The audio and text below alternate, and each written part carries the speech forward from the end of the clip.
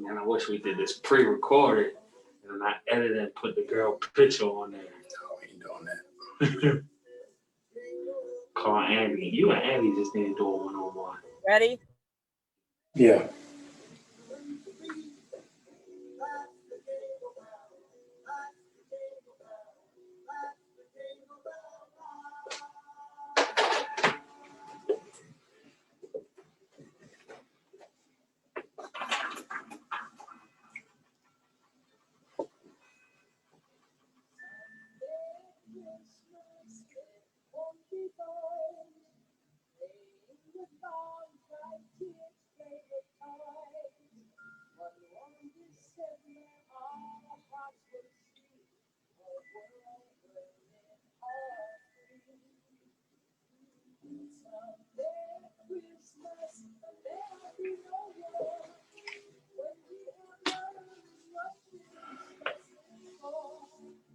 Merry Christmas, everybody. Joy to the world. Hope that everybody is having a happy and a healthy and a wholesome holiday in spite of all that is taking place, that there will be peace in your life and peace in your home and peace for your family. I'm praying above all that your health is in good place. I wanted to share with all of you on tonight just a couple of things that are on my heart. Ask that you would share this with every person in your sphere of influence. And so I'll just take one moment before it is that I begin. So ask that you please share. Grateful for all of you. Thank you for dropping in. Thank you for coming on. Appreciate all of you. Thank you for your prayers. Thank you for your support.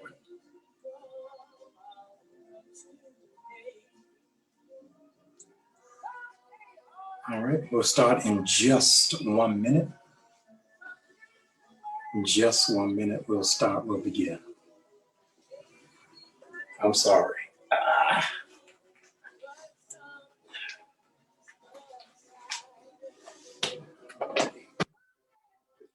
Okay, get my binder, and I don't want to keep you long, but I wanted to make sure that I had everything that I needed for tonight. Let me first apologize for the delay.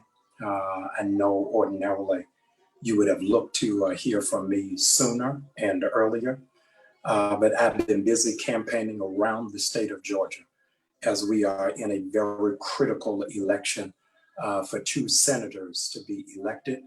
My Morehouse brother, Reverend Raphael Warnock, and John Ossoff. Early voting started here on Monday, and I'm glad to be a part of the Black Church PAC that is navigating and mobilizing churches around the state of Georgia for us to have record turnout. Then on yesterday, we did a pop-up with Slutty Vegan to feed the workers of Walmart and for those in the community. And so it's been a rough week, a long week, all for the good of the whole, the good of the community, the good of the people. Let me say to you, I have been delayed trying to honor the wishes of Giselle, who asked me not to respond, not to say anything. So for those of you who were overwhelmingly concerned that I hadn't said anything, had not given any defense, as because I was honoring what it is that Giselle desired. Because of mounting moments that have happened in social media, I thought it prudent that I not remain silent so that my silence would not be confused with consent. Let me open by saying, those of you who know me, I'm always a straight shooter. So as a consequence, you need to know from the jump, tonight is not an apology. Tonight, I'm not asking for anybody's forgiveness. Tonight is not about a confession. Tonight is for clarity. I have for 5 seasons. I've never said anything about Potomac. For 5 seasons, not said a word in a sermon, in a post, in a subtweet, in a text. I average at least 56 interviews a year. And in no condition and in no term have I ever mentioned the Housewives of Potomac, good, bad, or ugly, in support. A couple of things that I wanted to share that I think prudent for our discussion tonight.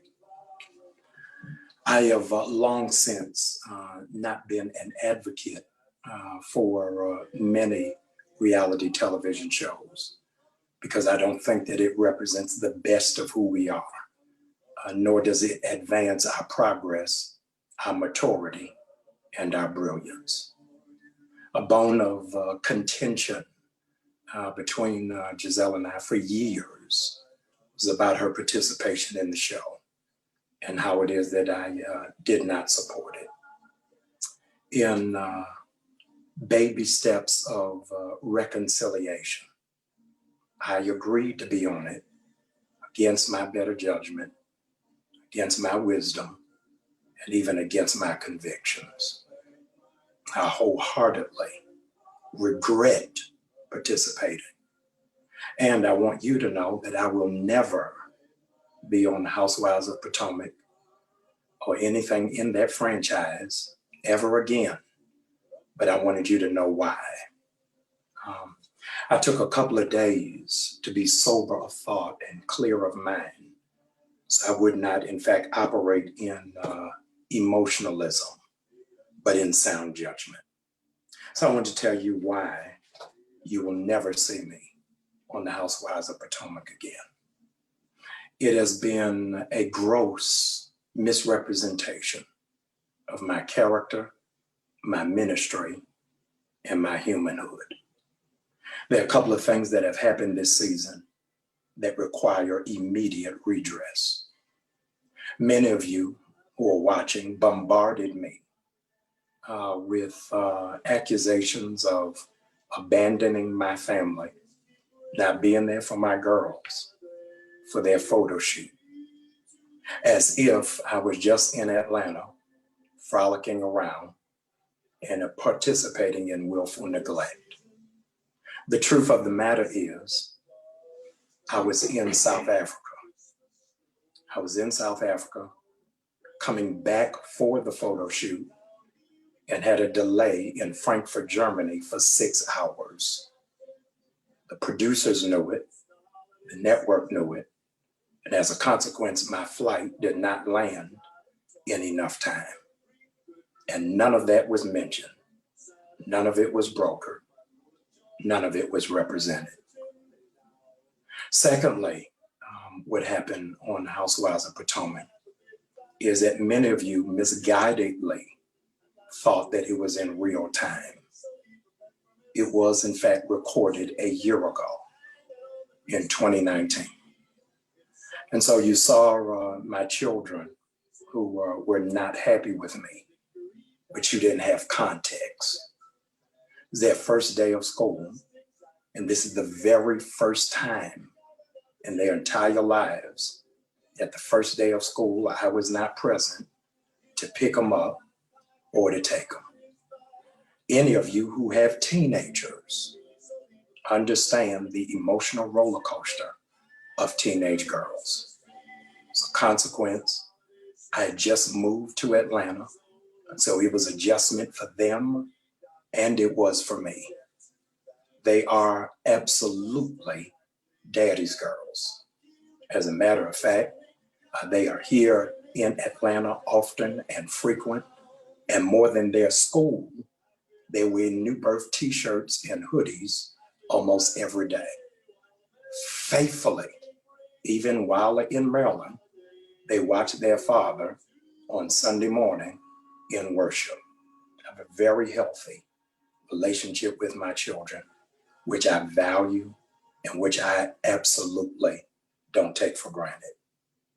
The third thing that was put out there pejoratively was disparaging remarks made by my father-in-law, Mr. Curtis Graves, who is 83 years of age. He's 83 years of age, and unlike many, I was raised old school, that you never disrespect elders. I honor him. He's an amazing man, has had incredible accomplishments, and he has every right to feel protective over his daughter. I've been divorced for now 10 years, and he and I have not had a heart-to-heart, man-to-man conversation about me breaking the heart of his baby girl. Anybody who is married or been married understands that working with in-laws is a process and it is a journey. So that was, in fact, one of the very few times in 10 years that we have been in proximity. But I want on record that I honor him. He's made tremendous strides in history. He is my fraternity brother, and I want my children to always know that I honor their grandfather and Giselle's father. I then want to move. Let me make sure I'm on the right page of my binder, because you can't bring me receipts if I got the cash register. So let me press the cash register. Yes, I dated a young lady in New York. In case you all missed it, I've been divorced for 11 years, and single people date. When you date, sometimes it works and sometimes it didn't. In this instance, it didn't. Nothing immoral, illegal, or unethical took place. It did not work out.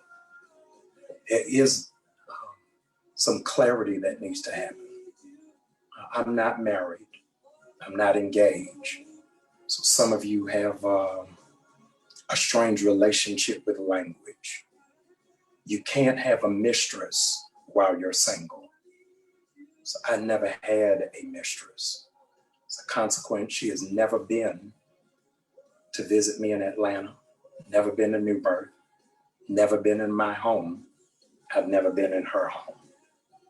Now, you would think that things just move forward and people move on. They don't. So if we're going to show text messages, let's show all the text messages. Let's show the text messages of the young lady asking to fly to Atlanta for my installation. Show the text message where I said, no, it's not a good idea. You're going to show the text message, show all the text messages where you asked to come down for Memorial Day. And I said, no, you can't come here. If you're going to show the text messages where you complained because I didn't open the door for you to speak on the Word Network.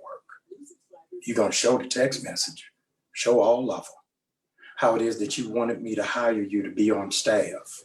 I told you weren't qualified. And so January, I brought in new staff members, 3 of them.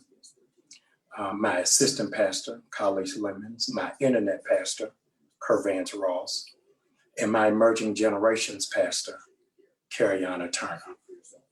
So if you're going to show the text message, show the text message from January 5th, where you sent me in text, oh, I see you hired a young lady.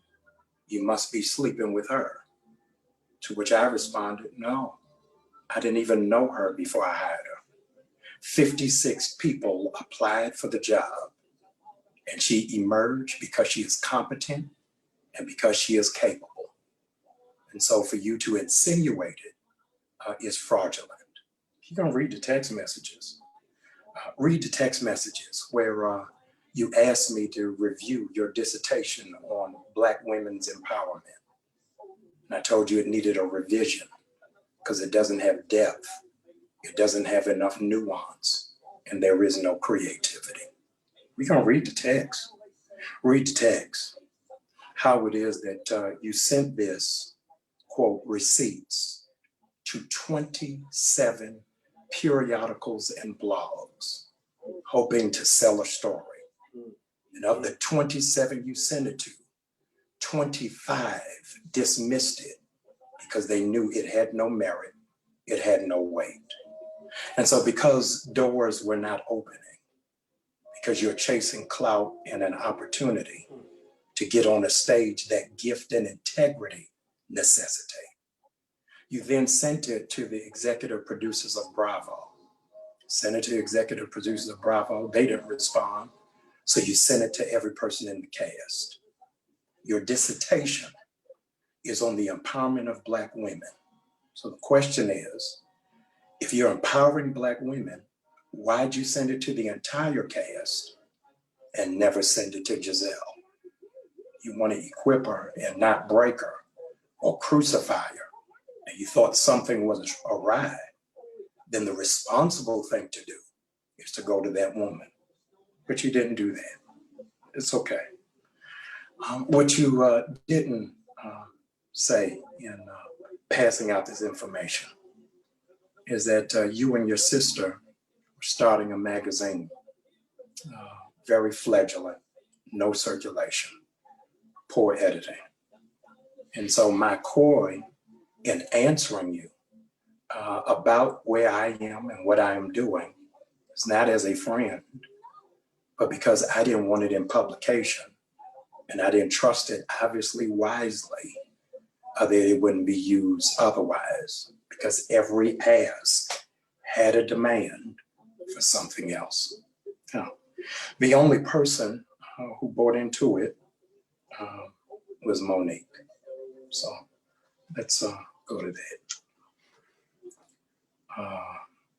Where's Monique? Oh, here she is. Monique Samuels, I've never met, never shook her hand, never been in the room with her. And yet she's assassinated my character with high level of ire, of anger and hostility, a man she's never met. Now,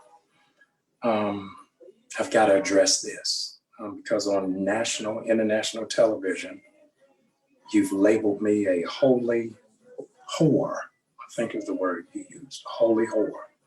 And so I need to give some address to that. I'm not sleeping with any woman in my church, and I have no babies in my church, and I have no inappropriate relationship with any woman in my church. Now, I'm sorry, I'm having trouble reading my own writing.